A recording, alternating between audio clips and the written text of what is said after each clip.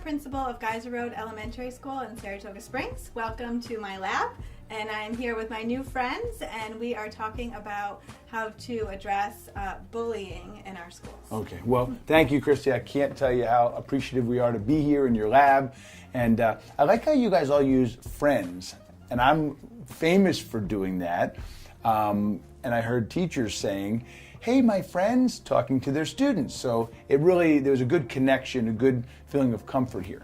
And you said something to me when I came in today, and we started talking about whether there's bullying in the first or second or third grade. Mm-hmm. And you gave me the feeling that you didn't really think there was bullying in that grade level. And there's a lot of principals and teachers that don't feel that way. Now, I happen to feel that way.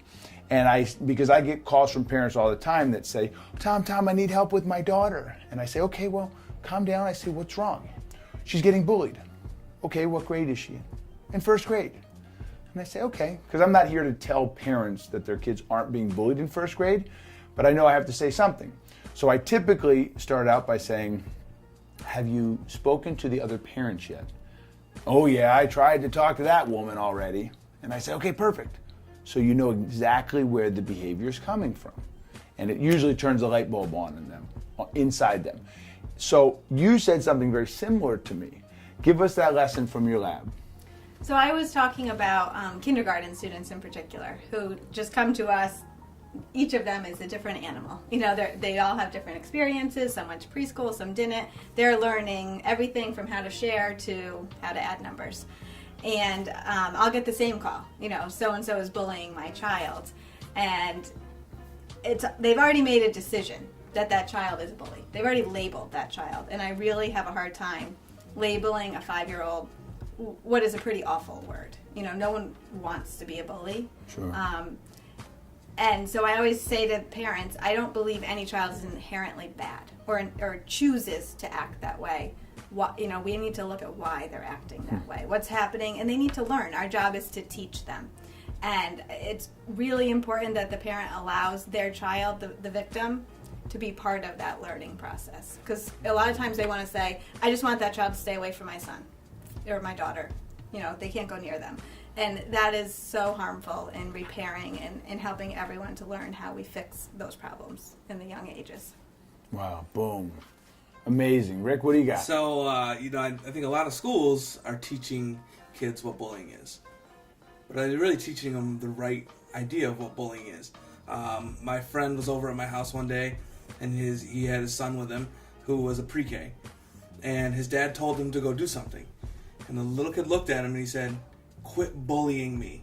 And he was dead serious that his dad was bullying him in this situation. And obviously he wasn't. But that's the thing. I think we're teaching the kids the wrong thing of what actually bullying is. And that's kind of what our job is, just to clear it up. Mm-hmm. Clarify that this isn't bullying and this is. Yeah, well, beautiful. And, I'm also famous for telling parents all the time, teachers more often, that teachers will come and say, geez, this mom is really after me because of the way her son's being treated. And I always say to moms, I say, just remember that mama bears eat human beings that aren't nice to their cubs. Mm-hmm. So be gentle with the mom, but I think what you said is so true. The learning process that everyone has to be involved with, and taking a kid, especially out of that conflict piece, because that's what it really probably is, that their child's experience is conflict, mm-hmm. and us to be able to help them resolve the conflict and deal with it. Such a huge part of the educational experience that I think a lot of times we've taken away. Mm-hmm. So I think giving parents the tools on how to respond at home. What are the right questions to ask? Tell me what happened. What was happening right before then? I know at our dinner table, my kids will tell me a story and I say, wow, it sounds like he really needed a friend today. Or I bet he really had a bad morning. And I know you're working on empathy, and that's so, so important. How the parents are reacting at home. Well, I wish more kids, parents, and teachers got a chance to be in your lab, but now maybe they will be. So we blow it up here at the end. All right. Boom.